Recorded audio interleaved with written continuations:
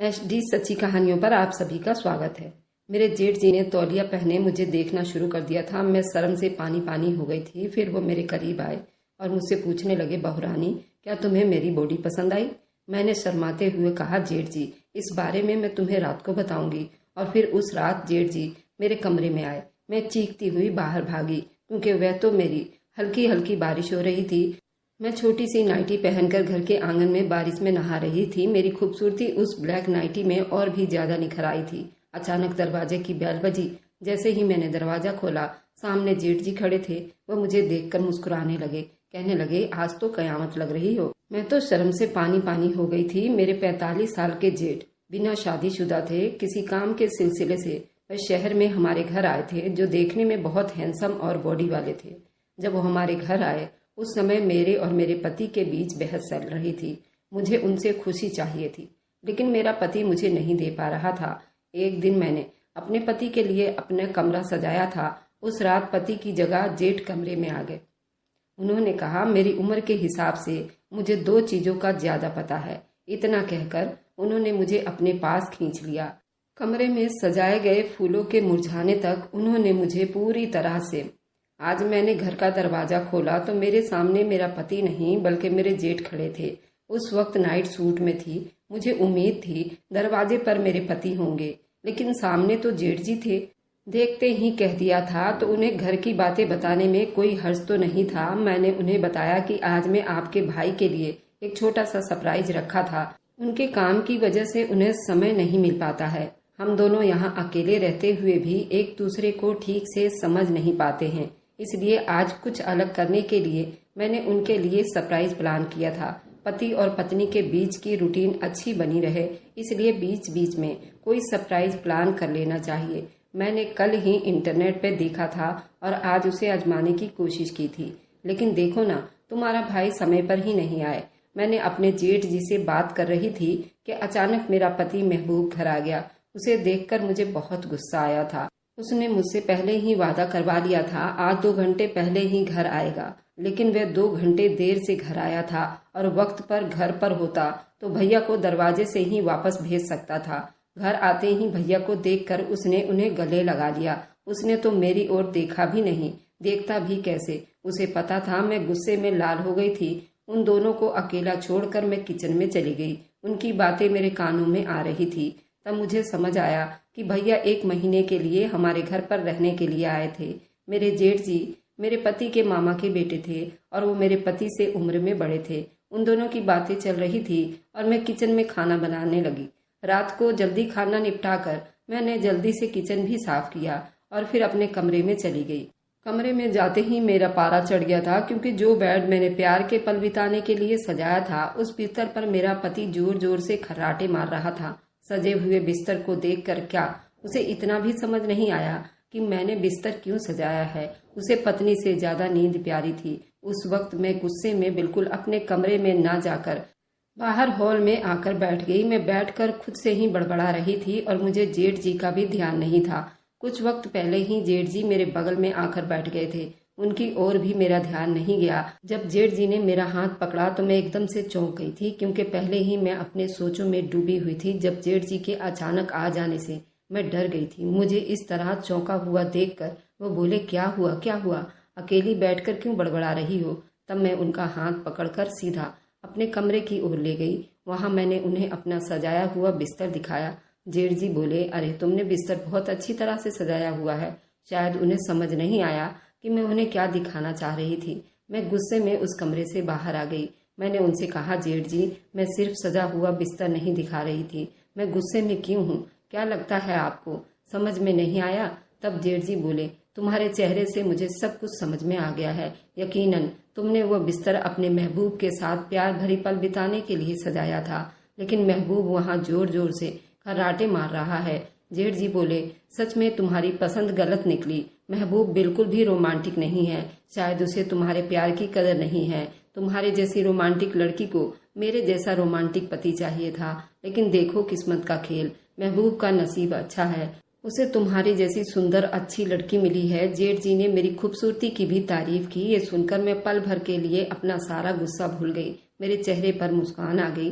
महबूब के मुंह से अपनी खूबसूरती के बारे में एक भी शब्द नहीं सुना था। पता नहीं उसे क्या हो गया था। क्या इस तरह से आदमी को काम में व्यस्त रहना चाहिए?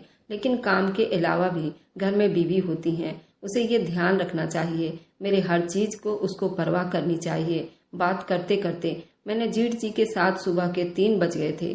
तब जेठ जी ने मेरे कंधे पर हाथ रखा। उन्होंने कहा कि तुम परेशान मत हो, अब मैं हूं ना, तुम जो भी चाहो मुझसे शेयर कर सकती हो। मैं तुम्हारे लिए समय निकाल लूंगा। मैं महबूब को भी समझा दूंगा। जेठ जी से बात करके मुझे बहुत अच्छा लगा। मेरा मन हल्का हो गया तो मैंने अपने कमरे में चली गई। अब मैं महबूब की ओर पीट करके सो गई। अगले दिन रोज की तरह महबूब अपना लैपटॉप लेकर अपने काम पर निकल गया था। जेठ जी अभी भी घर पर ही थे। उन्होंने कहा कि उन्हें दोपहर को ऑफिस जाना है।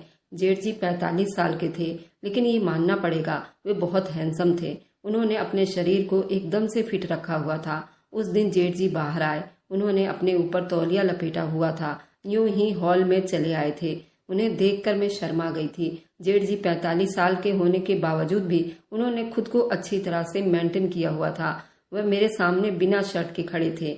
वह अभी सिर्फ तौलिया लपेटकर सीधे किचन में आ गए थे। उन्हें ऐसा देखकर मैं अपने आंखें बंद कर ली थी। मुझे शर्माता हुआ देखकर वहां से चले गए। कुछ देर के बाद वो पूरे कपड़े पहनकर आए। कल जब वो घर आए थे तो थोड़ी ही देर में मुझे उनसे बोरियत सी होने लगी थी, लेकिन अब वो मेरे साथ घर में थे। मुझे घर भरा भरा हुआ लग रहा था। ऐसा लग रहा था कोई अपना मेरे पास है। उस दिन जेठ जी ने ऑफिस जाने से पहले मुझे एक आइडिया बताया। उन्होंने मुझे कैंडल लाइट डिनर का आइडिया बताया। वह बोले, बहू रानी, कल मैंने जल्दी आकर तुम्हारा प्लान खराब कर दिया था ना।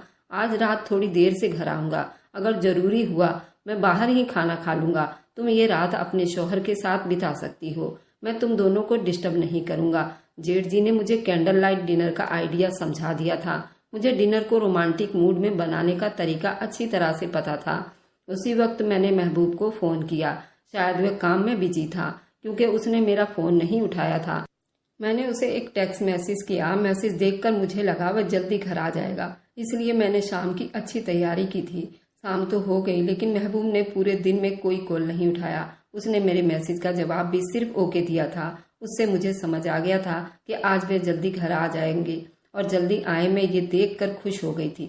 वह मेरे लिए जल्दी आए हैं। लेकिन इतने में महबूब मुझे थोड़ा थका हुआ लग रहा था। मैंने उसके साथ डिनर किया, लेकिन बाकी चीजों के लिए मैं उसे फोर्स नहीं कर सकी क्योंकि वो पहले ही मुझे थका हुआ लग रहा था।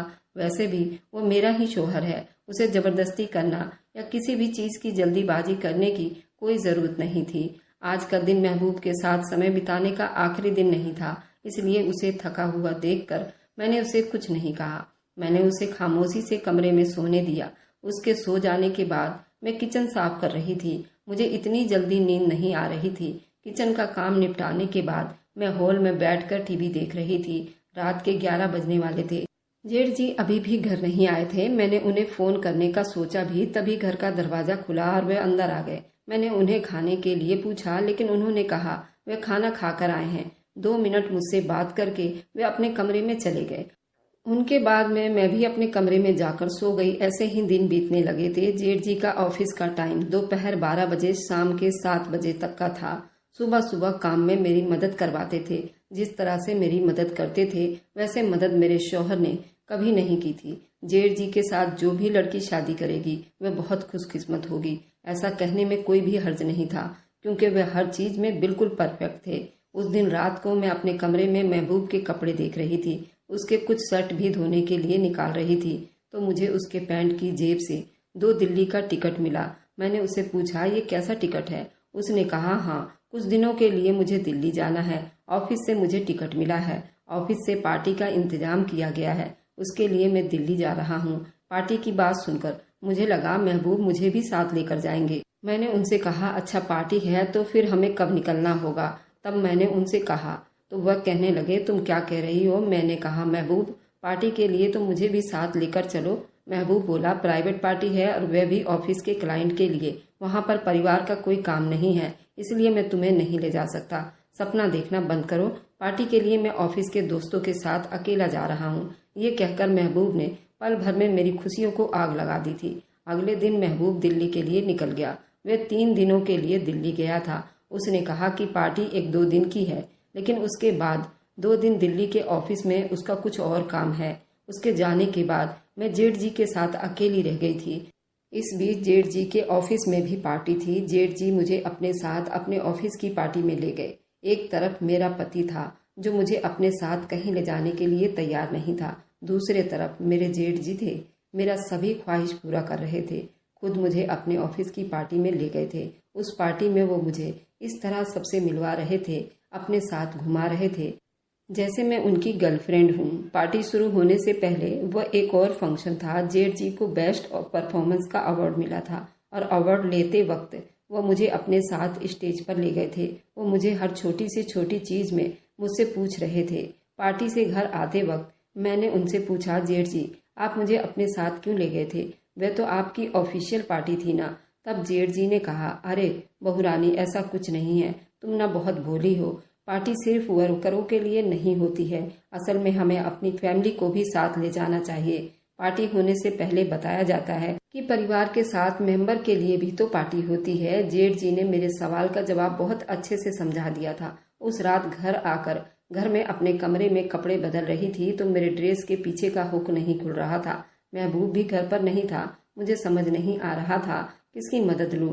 मैं खुद ही कोशिश करने लगी। तब अचानक जेठ जी मेरे कमरे में आ गए। मुझे इस तरह परेशान देखकर वो मेरे पास आए। क्या हुआ बहुरानी? मैं अपना प्रॉब्लम लेकर आया था, लेकिन तुम ही यहाँ मुश्किल में लग रही हो। मैंने उनसे मदद नहीं मांगी थी, फिर भी उन्होंने आगे आकर अपने हाथों से मेरे ड्रेस का हुक खोल दिया था। उसके बाद वे कमरे से बाहर निकल गए।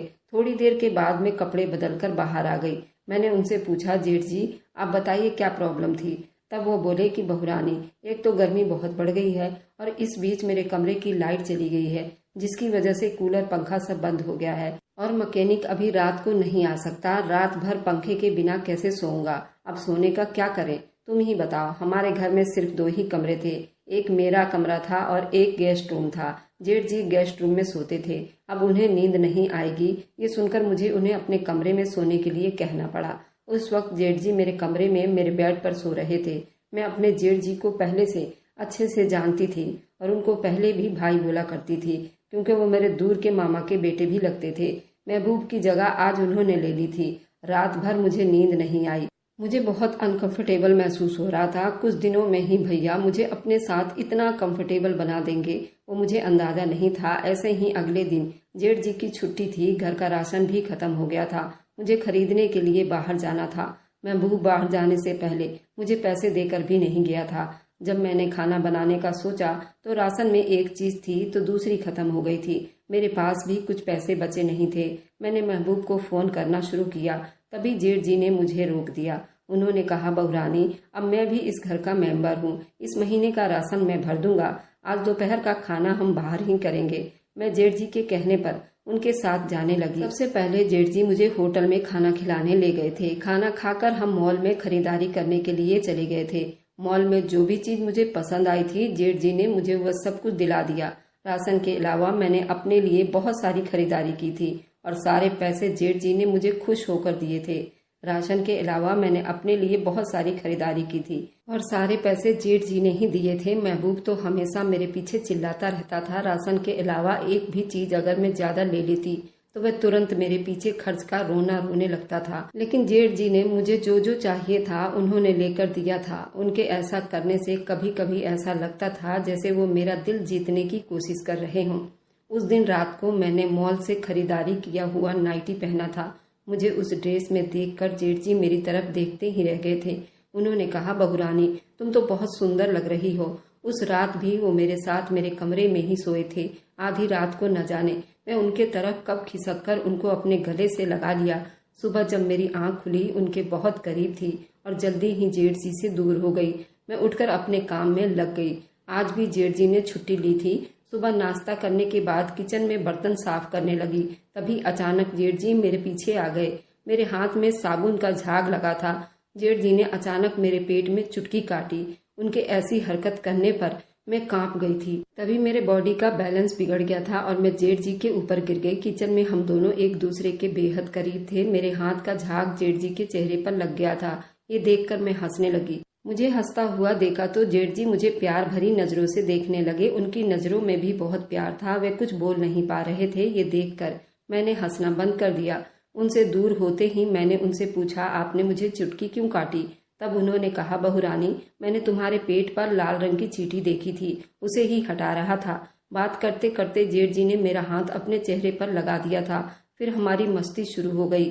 मस्ती करते उन्होंने मुझे गले से लगा लिया। धीरे धीरे अपनी मर्यादा को भूलने लगी। हमारे बीच कुछ गलत होने से पहले हम दोनों एक दूसरे से दूर हो गए। उस दिन पूरा दिन मेरे दिमाग में जेठ जी का ख्याल आ रहा था। वो मेरे बहुत करीब आ गए थे। उनकी आंखों में मुझे अपने लिए प्यार दिख रहा था।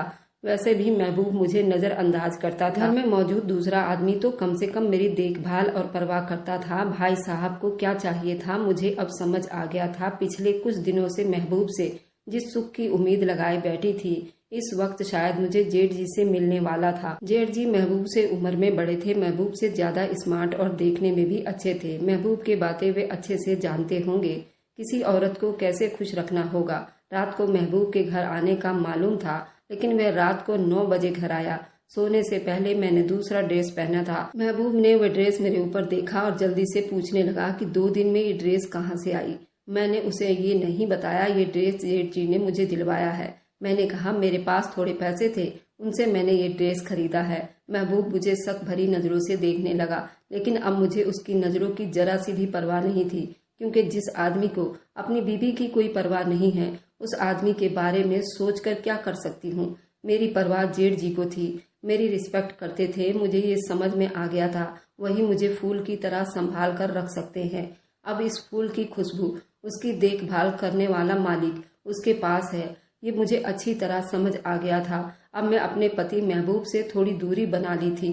अगले दिन महबूब और जेठ जी अपने अपने समय पर ऑफिस के लिए निकल गए। आज भी किचन में काम करते समय पूरा दिमाग मेरा जेठ जी के तरफ ही था कि जेठ जी के पास जाकर मैं महबूब को धोखा दूंगी। ऐसा मुझे लग रहा था। उस वक्त मैंने दोनों का इम्तिहान लेने का फैसला कर लिया। मैं जेठ जी और महबूब को एक मैसेज भेजा कि मेरी तबीयत बहुत ज्यादा खराब हो गई है, और उसके बाद मैं अपने घर का दरवाजा खुला छोड़ दिया और मैं अपने कमरे में चली गई। मैसेज भेजने के 20 मिनट के बाद ही जेठ जी घर पर आ गए थे। घर में आते ही मेरे कमरे में आए। मेरे पास आकर मेरी हालत चेक करने लगे। उनके चेहरे पर मेरे लिए परेशानी साफ दिखाई दे रही थी। वो मुझे चेक कर रहे थे। तभी मैं हंस पड़ी। मेरा हंसना देखकर जेठ जी बोले, बहू रानी, तुम भी क्या मजाक कर रही हो? तुम्हारी तबीयत खराब हो गई है? ये मैसेज पढ़कर मैं कितना घबरा गया था। तुम्हें क्या हुआ है? मुझे ठीक से बताओ। ये मजाक करने का समय नहीं है। तब मैंने जेठ जी का हाथ पकड़ा और उन्हें अपने पास बिठा लिया। मैंने उनसे कहा, मुझे कुछ भी नहीं हुआ है, मैं बिल्कुल ठीक हूँ। मैं तो एक छोटी सी इम्तिहान ले रही थी। मैं तुम्हारे और महबूब के प्यार को परखना चाह रही थी। मेरे इस इम्तिहान में तुम पास हो गए हो। जेठ जी ने मेरी बात समझ ली थी। धीरे धीरे हम दोनों एक दूसरे के करीब आने लगे। उनका 40 साल का इंतजार अब खत्म होने वाला था। हम दोनों एक दूसरे के इतने करीब आ गए थे। कुछ ही समय में हम अपने प्यार का मजा चखने वाले थे। लेकिन तभी महबूब कमरे में आ गया। हमें साथ देखकर उनकी आंखें फटी की फटी रह गई। उसने मेरे पास आकर जेठ जी को मुझसे दूर धकेल दिया। उसने मुझसे कहा, ये सब क्या चल रहा है सबाना? तुम अपने जेठ के साथ ये सब कैसे कर सकती हो?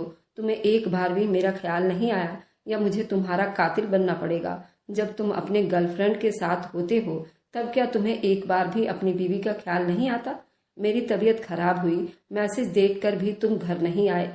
मुझे ये पता था, इसलिए मैंने जानबूझकर तुम्हें मेरा और जेठ जी का एक साथ सेल्फी वाला फोटो भेजा। मैंने तुम्हें भेजे हुए मैसेज भी जानबूझकर लिखा था। मैं उनके साथ रिश्ता बढ़ा रही हूँ। वैसे भी तुम शक करने में एक्सपर्ट हो, लेकिन शक तभी करना चाहिए जब आपका खुद का किरदार साफ हो। मेरे पीछे तुम जो कर रहे हो, मैं सही तो मेरा जेठ का रिश्ता भी सही है। हम दोनों जो कुछ कर रहे हैं उसमें मुझे कुछ गलत नहीं लगता। कौन सी गर्लफ्रेंड? महबूब का अब नाटक शुरू हो गया था। तब मैंने उसे उसकी और उसकी प्रेमिका की तस्वीर दिखाई। मुझे उसका सारा सच पहले से ही पता चल गया था, लेकिन मैं उसके प्यार के लिए सब्र कर रही थी और इस घर में रुकी रही। मैंने उससे कहा कि महबूब, कितना झूठ बोलोगे? ऑफिस का काम और मीटिंग बताकर उस लड़की को बाहर घुमाने के लिए ले जाते हो। तुम उसके साथ समय बिताते हो, उस पर कितने पैसे खर्च कर देते हो, और बीवी ने एक चीज मांगी तो उसके लिए पीछे खर्च का रोना रोने लगते हो। तुम्हारी सच्चाई जानते हुए भी तुम्हारे घर में रुकी रही। तुम्हें खुश रहने के लिए कभी कमरा सजाती, तो कभी कैंडल लाइट डिनर, तो कभी कुछ करती। शायद मुझसे कोई गलती हो गई होगी। जो तुम्हें प्यार चाहिए वो मैं नहीं दे पा रही थी, ऐसा मुझे लगता था। मैं खुद को दोषी मानती थी। मुझे जेठ जी ने समय पर तुम्हारा सारा सच बता दिया था। अच्छा हुआ, वरना मैं खुद को दोषी मानते हुए डिप्रेशन में चली जाती और अपने साथ कुछ बुरा कर बैठती। वे सारे परेशानियों में जेठ जी ने मुझे सहारा दिया था। और हाँ, तुम जिस शक की नज़रों से हमें देख रहे थे ना, वे नज़र हटा लो। जेठ जी और मेरे बीच ऐसा कुछ भी नहीं है।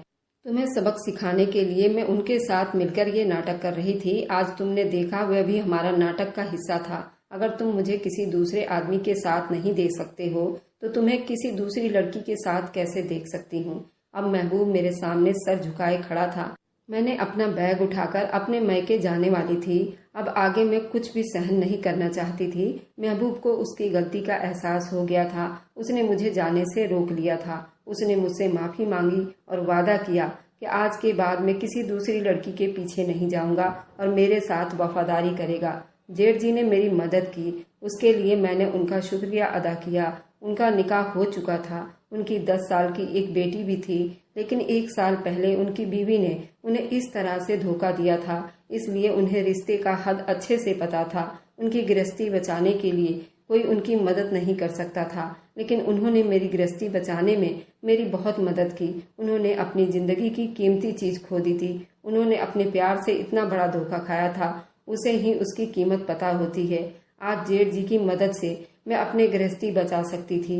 आजकल हर दूसरा आदमी एक दूसरे के प्यार में पड़ जाते हैं, ऐसा जैसे कोई ट्रेंड सा ही चल गया हो। बाहर का आदमी आपको अपने परिवार के मेंबर की तरह संभाल नहीं सकता। वह अपनी जरूरतें पूरी करेगा। ऐसे ऐसे बढ़ते एक्स्ट्रा अफेयर की वजह से डिवोर्स के मामले बहुत ही ज्यादा हो गए हैं। इस समय में किसी औरत का तुरंत मायका जाना आपके शौहर को आज़ादी देने जैसा होता है। इसलिए परेशानी से भागने के बजाय परेशानी का सामना करना चाहिए। शौहर चाहे कितना भी गलत रास्ते पर चला जाए, एक पत्नी ही जो उसे सही और सीधा राह दिखा सकती है। हर बीबी को समझ जाना चाहिए। दोस्तों, आज की कहानी आपको क्या राय देती है, कमेंट में मुझे जरूर बताइएगा। अगर आपको आज की कहानी पसंद आई है तो वीडियो को जरूर लाइक कीजिएगा और अपने दोस्तों के साथ शेयर भी कीजिएगा। और हाँ, अगर आपने अभी तक हमारे चैनल को सब्सक्राइब नहीं किया है तो जरूर सब्सक्राइब कर लें। मिलते हैं हम अपनी कल की एक नई दिलचस्प कहानी के साथ। मुझ पर सदा अपना प्यार और स्नेह बनाए रखें। सभी को मेरा प्यार भरा नमस्कार दोस्तों।